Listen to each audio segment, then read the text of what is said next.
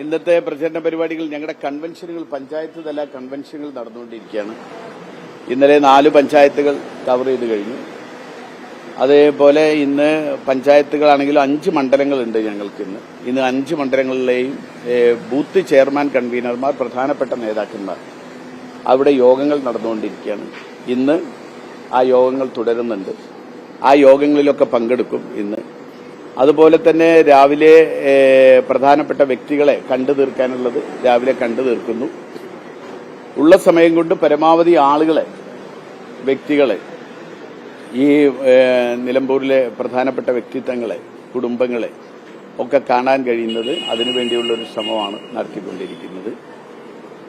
ഉച്ചയ്ക്ക് ശേഷം മുഴുവൻ ബൂത്ത് ചെയർമാൻ കൺവീനർമാരുടെ കൺവെൻഷനാണ് ഉദ്ദേശിക്കുന്നത്. വെള്ളിയാഴ്ച ഒരു നോമിനേഷൻ കൊടുക്കണം. എന്തായാലും അത് 1-ാം തീയതി ഞായറാഴ്ചയാണ്. ഞായറാഴ്ചയ്ക്ക് മുൻപേ നോമിനേഷൻ കൊടുക്കണം എന്നാണ് വിചാരിക്കുന്നത്. അതുപോലെ തന്നെ 2-ാം തീയതി നിയോജകമണ്ഡലത്തിലെ വിപുലമായ പ്രവർത്തക കൺവെൻഷൻ. അതോടുകൂടി 3-ാം തീയതി മുതൽ മണ്ഡലം പര്യടനങ്ങൾ, പഞ്ചായത്തിലെ പര്യടനങ്ങൾ, ഇത്രയും കാര്യങ്ങളാണ് ഇപ്പോൾ പ്ലാൻ ചെയ്തിട്ടുള്ളത്.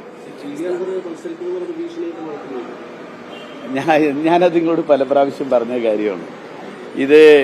അത് അത്തരം കാര്യങ്ങളിൽ PV അൻവറുമായി ബന്ധപ്പെട്ട കാര്യങ്ങളൊക്കെ എന്റെ നേതൃത്വമാണ് ചർച്ച ചെയ്യുന്നത്. അവരാണ് ആ കാര്യങ്ങളിലൊക്കെ ഒരു സംഗതികൾ, ഇത്തരം സംഗതികളൊക്കെ ഉണ്ടെങ്കിൽ അവരാണ് ആ കാര്യങ്ങൾ തീരുമാനിക്കുന്നത്.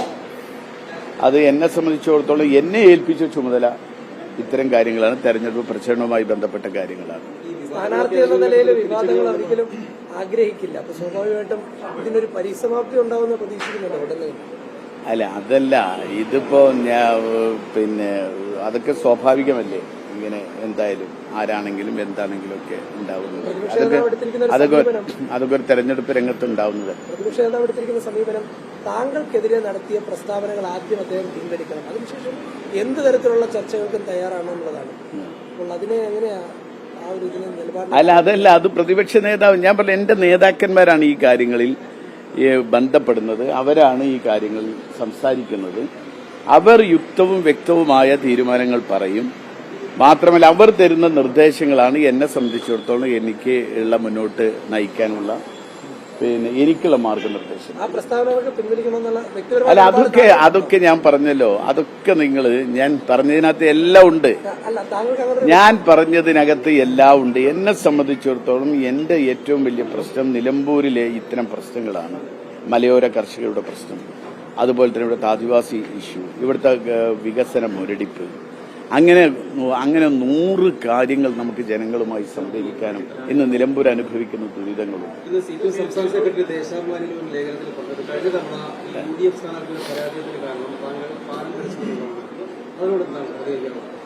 എന്താണ് ദേശാഭിമാനി ലേഖനത്തിന്റെ, അതല്ലെങ്കിൽ MV ഗോവിന്ദൻ എന്നറിയുന്ന സംസ്ഥാന ജനറൽ സെക്രട്ടറിയാണ്.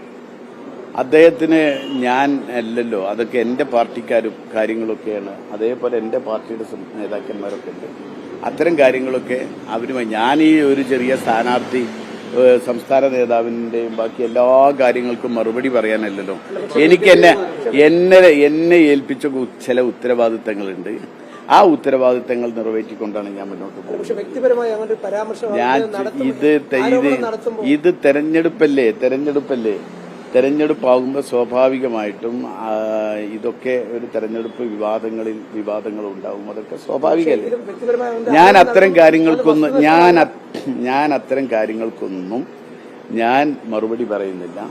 അതൊക്കെ സംസ്ഥാന ജനറൽ സെക്രട്ടറി അങ്ങനെ പറഞ്ഞെങ്കിൽ സംസ്ഥാന ജനറൽ സെക്രട്ടറിക്ക് പ്രതികരിക്കണം. ഞങ്ങളുടെ പാർട്ടി ഇതേപോലെ നേതാക്കന്മാരൊക്കെയാണ്. അല്ല, ഞാൻ ഈ ഒരു സ്ഥാനാർത്ഥി ഓരോ കാര്യത്തിന് പ്രതികരിക്കാൻ പോകുന്നത്.